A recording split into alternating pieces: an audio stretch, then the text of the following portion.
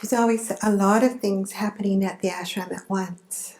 You're doing the course and people are teaching, you're learning, we're learning.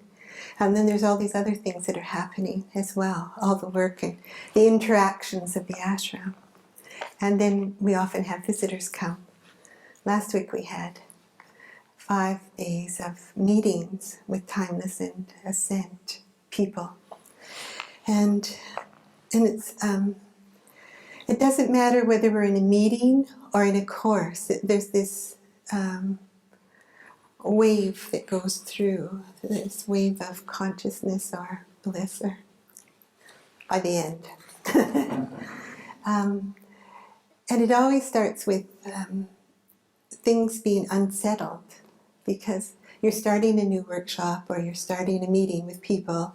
Some of them you know, some of them you don't know. It's the same as coming to the ashram for the first time. And even in the Radha book, Swami Radha said that she was very critical of the ashram when she first arrived. And that's because we're so trained in being critical and so trained in wanting things our own way and controlling things. So we step into a new environment and we first of all see all the things that are wrong or difficult or not satisfying ourselves. And we're all that way, you know. So it's like, okay, so this is where I'm going to start in a new workshop, in a new meeting, whatever. And it is edgy at the beginning. All these things like imagination and emotions. And what, you know, trying to read other people's minds, or what is this workshop all about anyway? And what am I supposed to be saying? And all of this starts coming through, and then there's this place where you stop and observe or feel or get in touch with the people that are there and yourself. And something else starts to open up, and there's a freedom and movement that starts to begin then. And then the real meeting or the real workshop begins. And there's this feeling of lightness and oneness. It's like when we chant, it's like, okay, when we're in silence, okay, there's nothing that's really disturbing us anymore. What was it before? And then there's the blissful part where it has to be so inspiration that it'll carry you, that you'll be able to remember something about that feeling. And it takes devotion to override the intellect and all of that mind stuff that gets us caught a lot of times. And it's devotion that'll carry us to another level. It's very hard to do it just by analyzing or criticizing or critiquing or informing or any of those things. It has to come from a different place. So when you give, you have to give with no expectation. And then something else comes back. It's not what you want, maybe, but it'll be something that opens up a part of you that's been sealed. And if you've done your life seals, you may even see it represented there. It's opening up. I'm being able to see myself. And that happens so much. And I, at first, in the ashram, I would worry about that, you know, that we're into this workshop and it's the second or third day of a 4 or 5 day workshop and everything seems to be going wrong. You know, like people are edgy and upset and crying and fearful and all of these things. And then we can do something and the next day, everything's right. And so it's that way of waiting long enough and allowing us to go through the turmoil that brings us out the other side. And that learning to wait upon the Lord, upon the light, upon the part of us that knows that there's something greater than our need to know, something that we already can remember.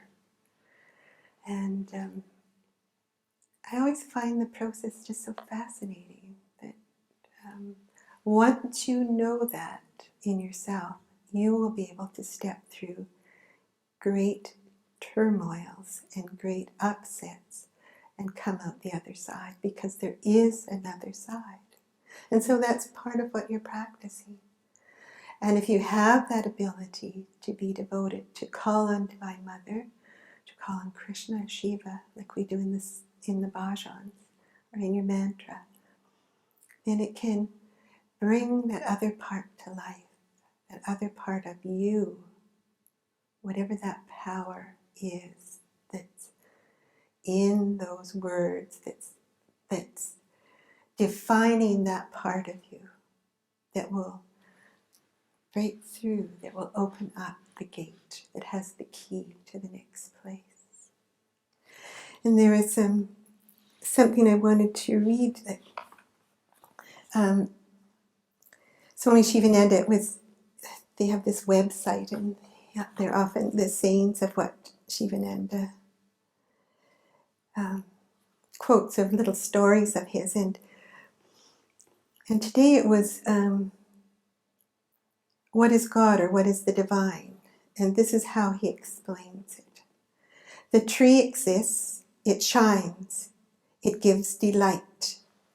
These three aspects, existence, shining, delight, or Satchitananda, is God. God is love, beauty, Ananda, light of lights, mind of mind, prana of pranas, soul of souls, that shines in your heart and that is inseparable from you. Feel the presence always. Recognize this presence always, everywhere. Carry his presence when you walk. So that part that I like is like that it exists, it shines, and it gives delight. Satchitananda. It's like it exists, we exist, we're here, we're real. Things that we meet are real. It shines. We shine. We're shining when we're going through the process. We're shining ourselves. And it gives delight. That feeling that there is that hope and that splendor.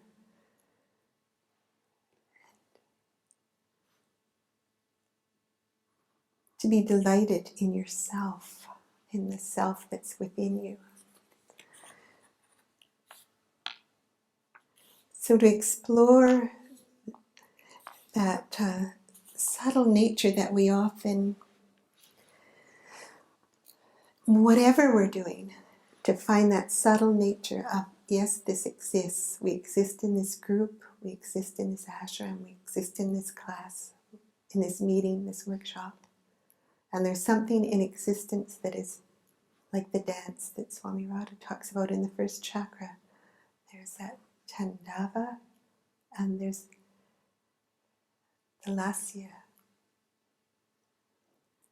So there's the strong and the powerful, and there's the sweet and the whisper. And to experience God or the divine in all those ways, and to remember that what's happening, because we are living in this existence, is because of that. Namah Shivaya.